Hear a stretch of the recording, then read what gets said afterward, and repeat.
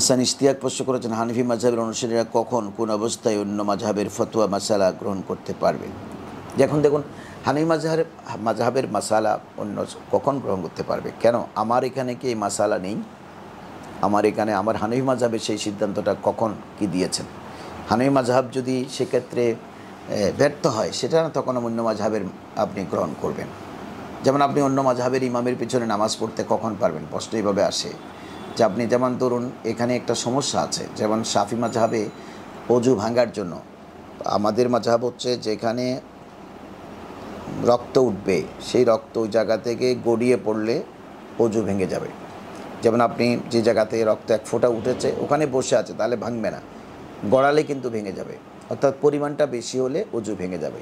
কিন্তু শাফি মাযহাবে রক্ত উঠে গড়িয়ে পড়লেও অজু ভাঙবে না, দাঁত থেকে রক্ত বের হলো অজু করার পরে ভাঙবে না। এখন আপনি তাদের পিছনে একতেদা করতে গেলেন, ওরা দেখা গেল ইমাম সাহেব মুখ থেকে রক্ত পড়েছে কিন্তু সেই অজু পরিবর্তন করে নাই, কিন্তু আপনার মাযহাব মতে তো অজু ভেঙে গেছে, কিন্তু ওনার তো অজু আছে।